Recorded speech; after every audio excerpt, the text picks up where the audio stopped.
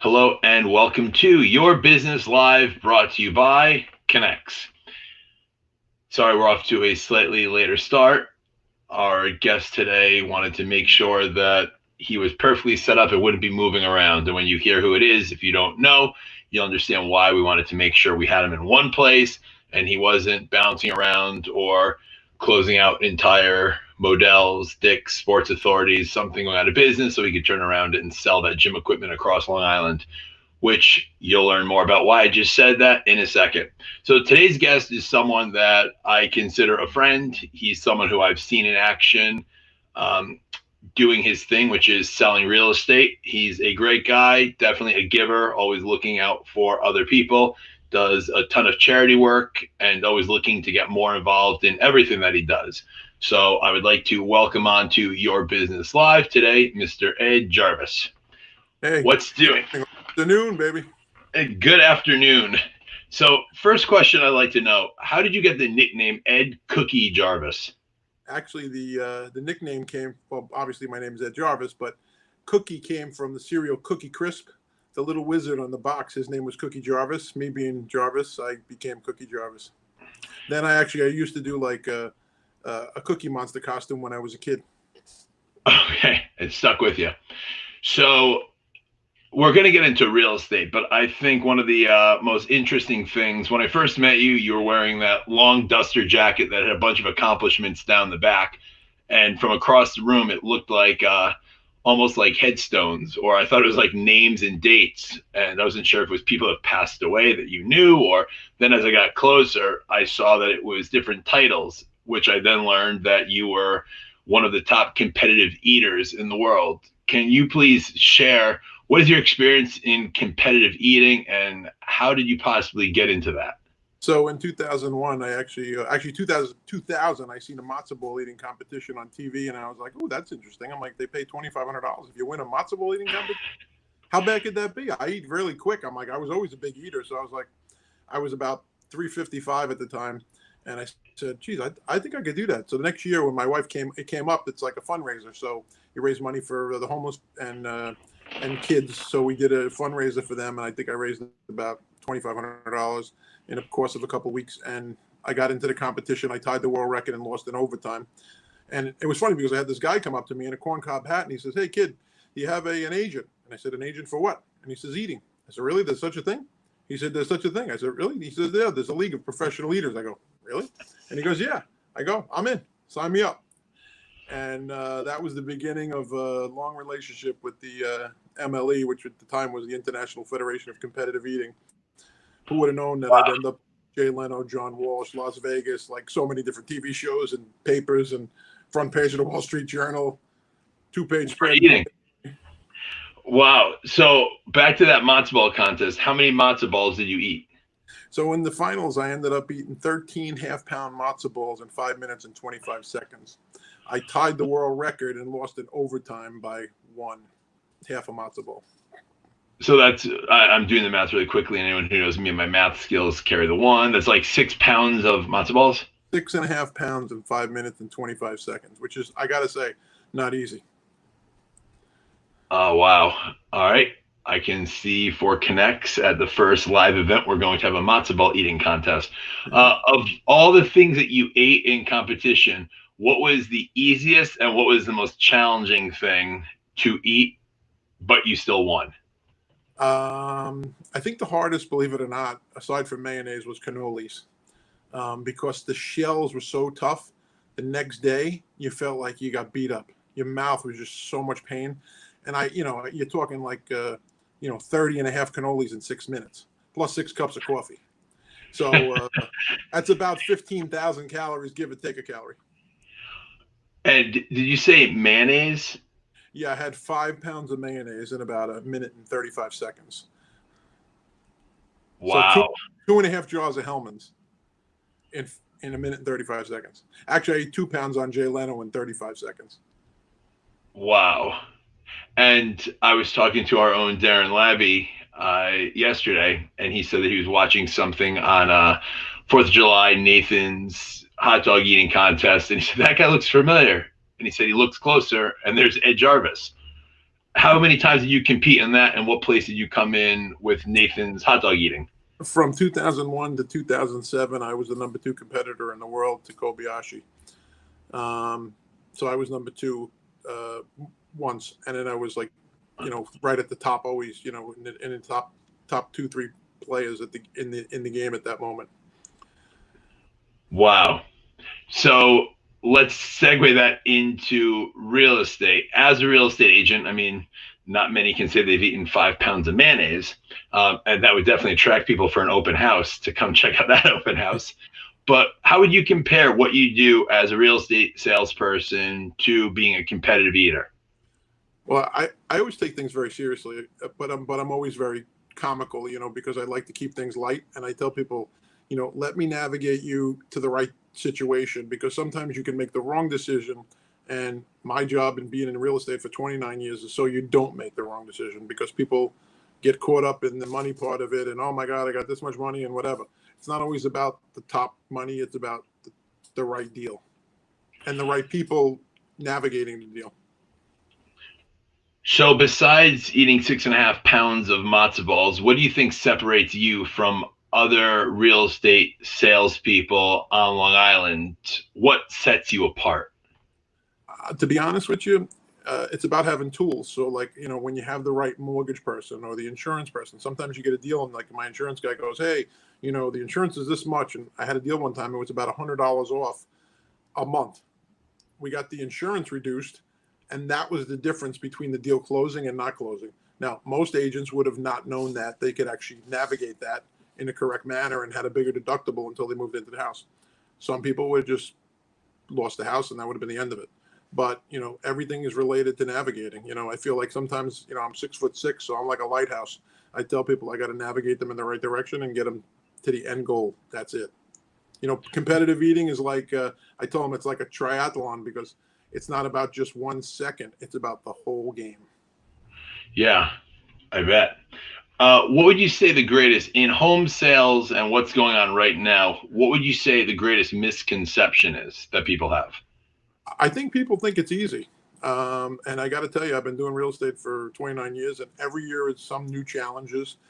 Sometimes it's just a matter of who you're dealing with on the other end of the spectrum, the attorney or the person, and you try to navigate as quickly and easily as possible and make it as easy and comfortable for the homeowner as possible, because they're the most important part of the goal. When they get to the closing, I don't want them to ever think that I didn't do everything in my power to get them from point A to point B.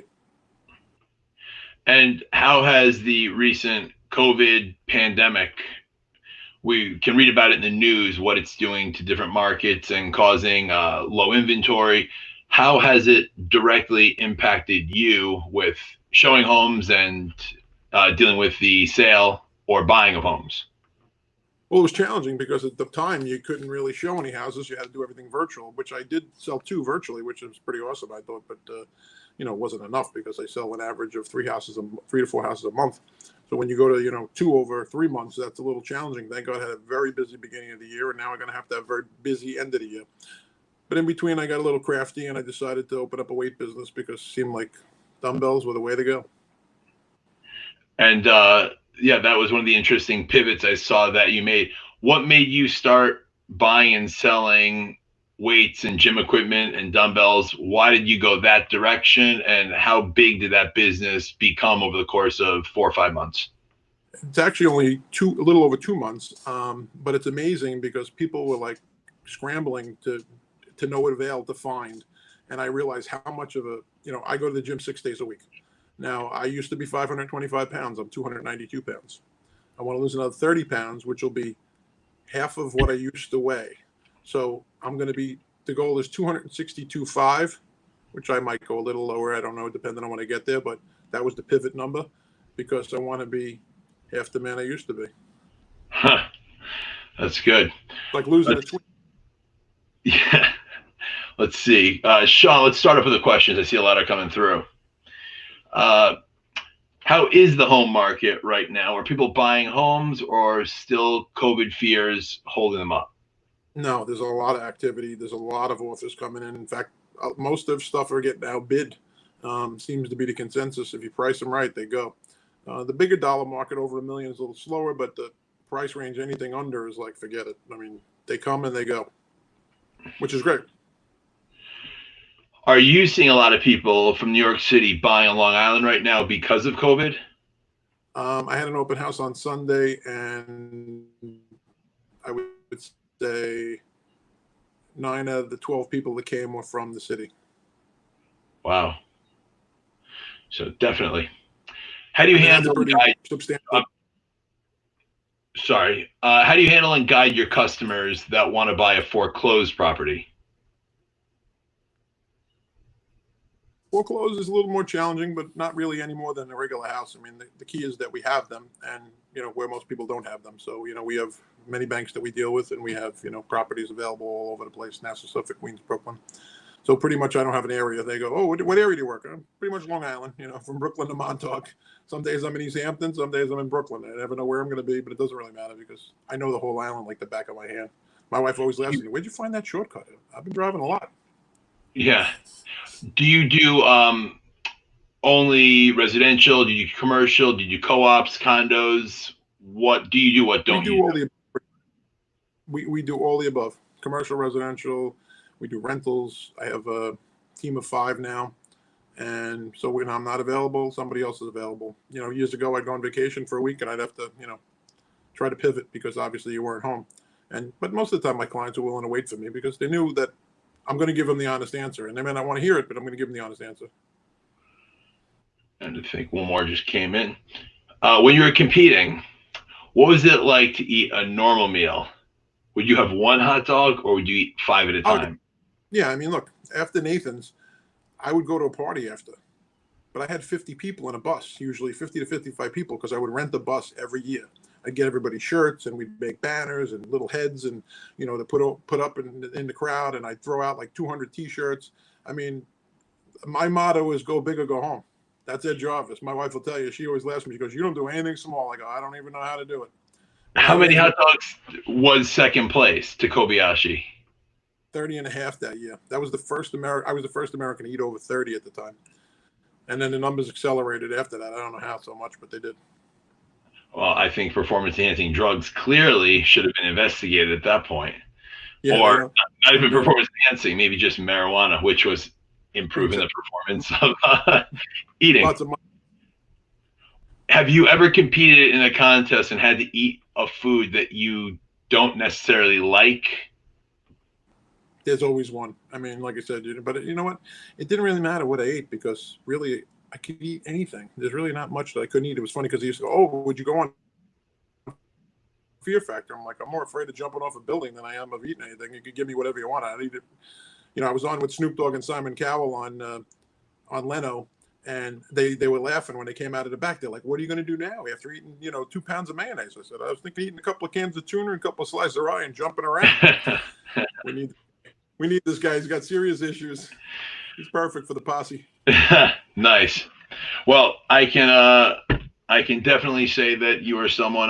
One more thing that I wanted to ask you about is I know that you do a lot of charity work for autism. And what other charities are you involved with? What upcoming events do you have? And how can people find out more or support the causes that you are bringing to the forefront? So if they go on my eating website, I'm probably going to post this month. I'm hoping we're going to be able to do an August event. We're going to do an 80s night for Sassy, it's called. And they run an autism event for an 80s night. And we're going to try to raise $20,000 for the night, maybe or above. I'm actually going to do an online auction with maybe over 150 pieces. And online because of, not being able to get in front of people right at the moment. And how long have you been involved? I'm involved with Cancer Society. I'm involved with probably about 15 to 20 different organizations. But my biggest one that I raised the most money for is Sassy. And I think last year and the year before, I probably raised over $30,000 every year. What got you into that charity in particular? Why is that close to your heart? I used to be with Smithtown SEPTA because my wife works for DDI. And, they're an awesome organization. They help a lot of amazing kids that need help with autism. And so I saw how, she was moved, touched, and inspired by the people that she works with. and how hard it is for families that have children that are autistic. I have a few friends, and my one friend opened this organization, and I said, I went to her event actually, and I said, I think you need me. And she goes, what do you need me for? And I go, I think I want to be a board member. And she goes, what could you do? I said, I think I could raise a lot of money and help a lot of families. When I got in, there was 2,500 families. Now in Nassau, Suffolk, we have over 4,000 families that SASE provides for services, all different services. So people need somebody to help them with school or whatever, with guidance to get them to the right direction and the services that children need. It's not that easy. It's easy as a parent, to be there, but to get the services you need for these children is not that easy sometimes. School districts are resistant.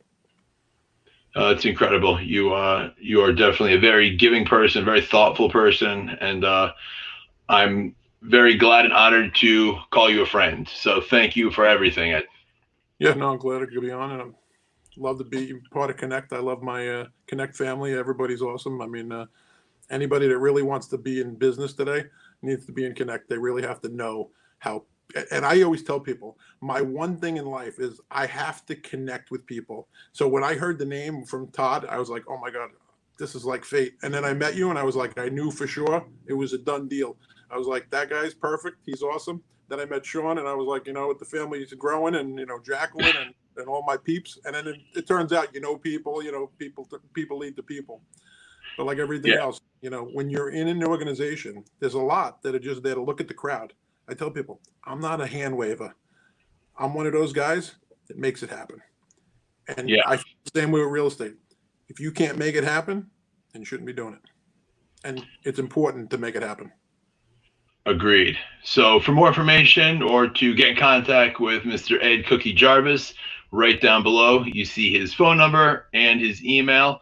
Reach out to him if you have any questions about real estate, looking to buy, sell, or want to know what's doing in the market, or you want to buy some hand weights, or you want to talk about pounding mayonnaise. This man will always have something to talk about. Thank you, Ed, for joining us, and I will speak to you very soon, I'm sure. You got it. All right. So, Sean, pop on up here. What's going on? When he just, I wanted to cut him off so badly when he said, I met you, and whatever he said, I was told when you're part of it. Then I met Sean, and I was going to say, and then you were going to leave. So I didn't get my line in, but what do you think about his competitive eating? Because that to me was, I could have gone for an hour asking him eating questions. What did you want to ask him or know about? I was the one who asked that question, when after an event, are you just going to eat like one hot dog, or do you need to eat 5? I think it's so amazing. Now I'm constantly thinking of things that, I might be able to out eat him, but I'm probably wrong. All right, Sean, if it was one food, if we were going to have an eating contest, what food do you think you could put the most away? I'd probably either say sushi, or I'd go with maybe oysters, or maybe pizza. How many slices of pizza do you think you could do? If I had to? Yeah, gun to the head. Or, no, better yet, $50,000. I'd probably stop just short of a pie. Ed could probably put down a few. Yep. I did all you could eat sushi once, and I did 42 pieces. 42? I thought I was going to die. Is that why you don't eat sushi anymore? No, I eat plenty of sushi, but when it's all you can eat, I was getting my money's worth. And what was the other food that I put down? Oh, wings. Super Bowl Sunday last year, I had somewhere in the area between 40 and 50 wings. And yet again, did not feel good on that drive home. I can eat a lot of wings, I think.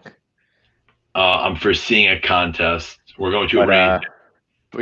But Ed is ever since we met, he's such a warm guy, and he gets it done, and he's easy to get along with. He calls everybody, and he's very easy to have a conversation with, and when you need someone to sell your home, you don't want someone that's just going to sit back and wait. He's definitely a go-getter.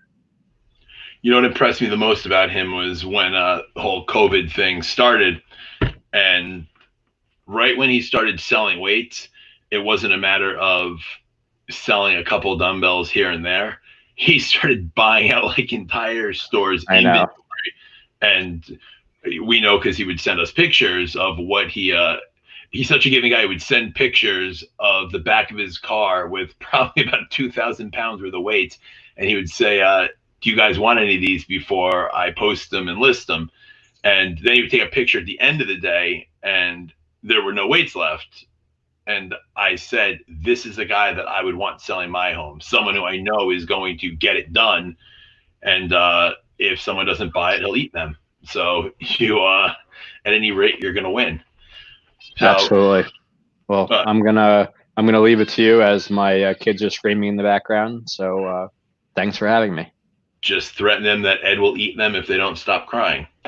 God, I wish I could see a reaction when I say things like that to Jacqueline and Stephanie, and Sarah Miller would probably laugh there. I'm trying to think who would roll their eyes. Roberta's rolling her eyes. Thank you, Jacqueline. So that brings us to the conclusion of another Your Business Lives. If you're interested in having your business featured or learning more about Connexx, what is Connexx? And for those that haven't heard or not aware, it's a personal and business development team. We say team because together everyone achieves more. And we are not like the other groups out there. We are about getting to know the person before the profession, or the person over the profession. Because as you heard Ed talking about his professional eating career and real estate, hearing those things about the eating and how much he's done for charity and autism, that's just what makes him up as a person. And you know what a great guy he is, hearing how giving and generous. And also he sells real estate. So we are an organization that really cares to know people and form, develop, nurture friendships. So to learn more, right there, getconnexx.com. Thank you, Sean.